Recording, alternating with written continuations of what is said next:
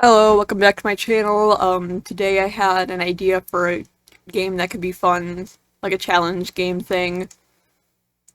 So I was thinking that I go into Gacha Life, which everyone knows, of course, from cursed videos, and they have a little randomizer function, and you can randomize, like, every single trait, and it makes some fucked up looking characters, so I mean, that'd be fun to draw, I think, so I'm gonna go ahead and do that then. Alright, so here we've got our game up. I'll go in and randomize. So it might look a little strange with the colors, but it's fine. So first of all, we're going to randomize the items first, though. So 3, 2, 1. Okay, got some Oshinoko vibes. Okay. And next we're going to randomize the colors. So 3, 2, 1. And there's a character we're going to be drawing, I guess.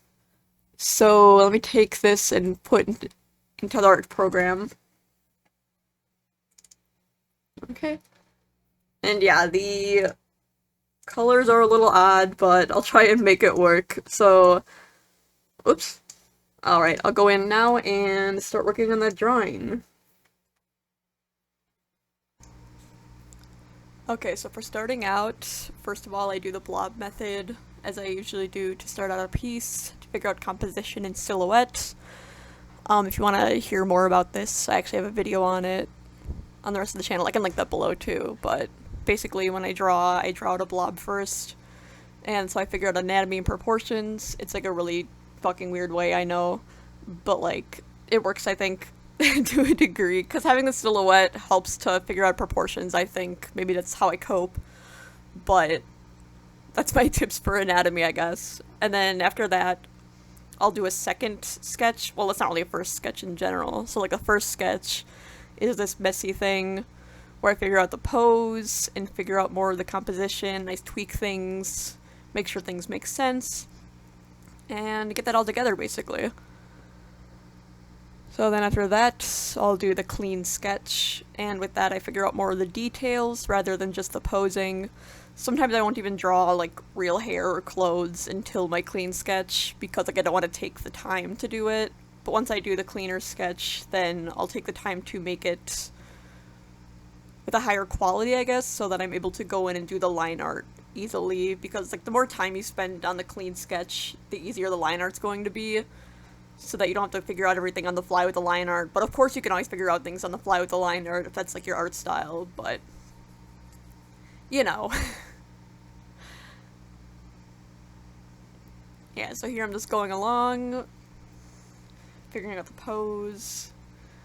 And for a minute I couldn't figure out like where the fuck to put the diamond, and I did not know what to do with it. That's the thing about this design, and like designs with gacha in general, is it gives you just like two random fucking items that you have to incorporate into the design.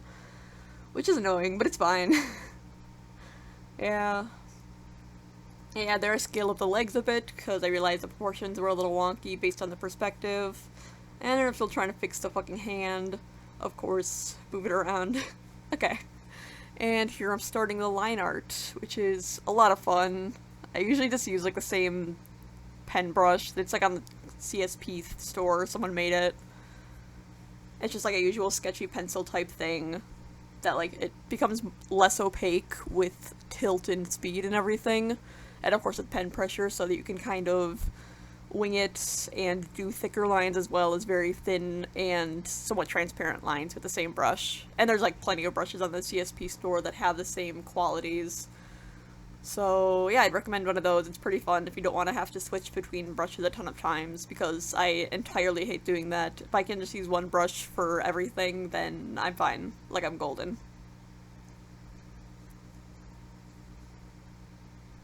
Alright, and here you can see some of the solid shading that I do with the line art. It's just kind of a preference that I do. I think it looks kind of cool. It makes it pop a little bit to have some solid bits. Also just with some like hatching there. I don't know. I think it looks kind of cool.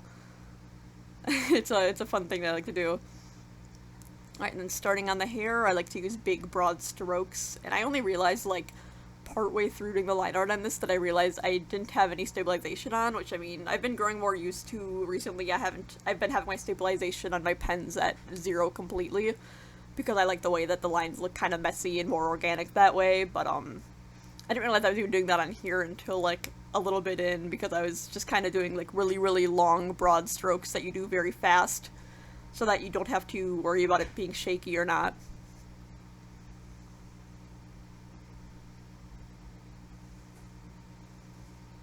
Yeah, and here, so when I did the clean sketch even, I didn't do all the details on the hair.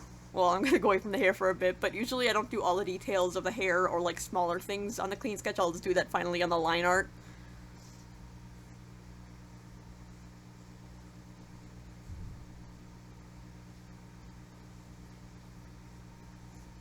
And here's where I struggle a bit to figure out the fucking diamond thing again.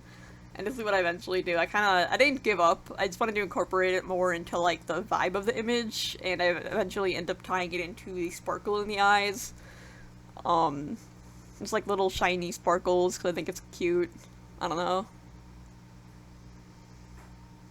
Alright, and since the line art is done there, oh, I didn't even realize the video actually jumped at one point because I had stopped recording on accident because I had went and made some noodles. And I forgot to start recording again, like an idiot. So, yeah, there was a bit of a jump there. It was just me doing more line art, though, and the same techniques that I do. So here I started coloring. What I do is I select everything outside of the line art, and then I invert it to add the skin color in, and then I select that so I don't have to go outside the lines at all then. And that's a cute little trick that you can do. Right, and there I was just adding a little bit of gradient to the hair because it looks like that in the original, but of course I know that the gradients on the hair in this are always a little odd. And at first here I was going along with directly color picking the source, but then eventually I started figuring out how to make it a little more cohesive with the design, so I ended up making the blue a little more teal so it matches the blue and the green in the hair a little bit more. And I used a blue or black as well so that it doesn't take away from, like, the purple bits, I guess.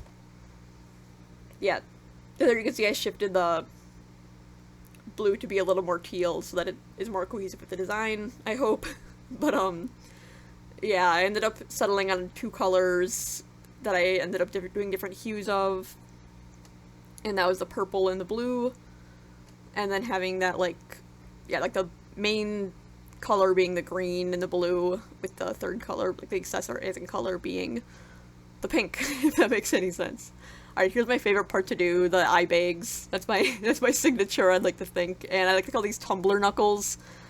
Make it look like someone punched someone in tumbler knees. I have fun with that.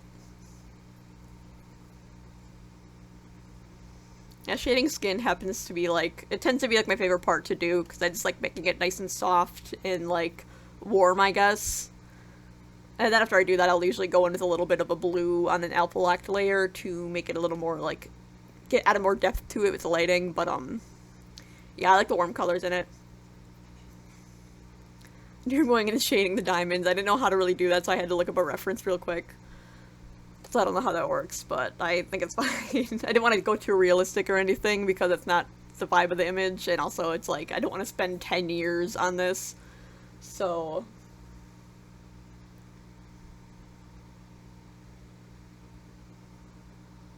Alright, and here I was going and shading the whites. Usually I'll just go in with the warmer color and then alpha lock it to add in darker blues, and then add a multiply layer just to throw it over the top. And here we're going with the eyes. I was being very experimental because I usually don't add any shine to eyes whatsoever. It's kind of like my art style. I like to make the eyes look really dead. So I kind of had to do the opposite here. I don't know. I just kind of rolled with it. And here I'm shading the hair. I also have a video on shading hair and drawing hair in general, so if you want to check out that on my channel, I hope it'd be helpful. But yeah, here's how I go and do hair. I took actually the gradient color so that I could go in and use that as the shading, and so that it kind of goes into that color like the original gradient in the original image. And then I go into the multiply layer and then a screen layer to add the skin's reflection and the darker shadings. And then the hair highlights, which again, I usually don't do hair highlights or like many highlights because I like having dingy colors, I guess, is what I like to do, but I wanted to do a little on this image because she seems a little happier and less depressed than the usual characters I tend to draw. So, yeah.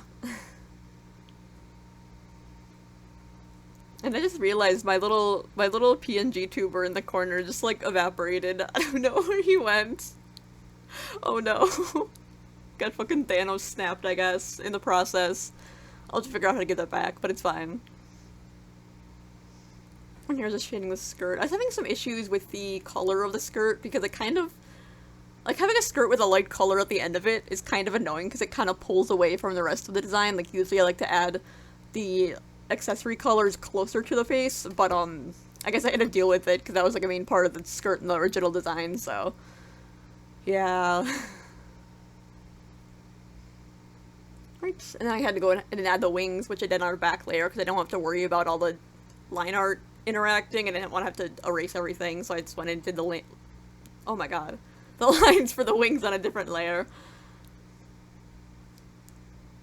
Made them slightly transparent, then I deleted the text, added some screen to the wings so that they look like they're kind of further back, and then I added some screen to some elements that were further back as well to add some, like, backlight, not exactly, then overlay layer, making it more lively, adding some layer effects. And then the background. I didn't really know what I was doing. I like adding the square. Alright, and then I went in here for a bit just to adjust some of the lines on the face, make some of the lines a little darker to make parts stand out in the end image. As you can see, I merged all the layers finally, so that I can just kind of go in through the top and on everything merged, of course, going in and doing final touches. And I just wanted to make it pop a little more. I didn't know how much I want to make that part pop, but yeah, some of the elements that I wanted to make stand out. And yeah, there you have it. There's the final product.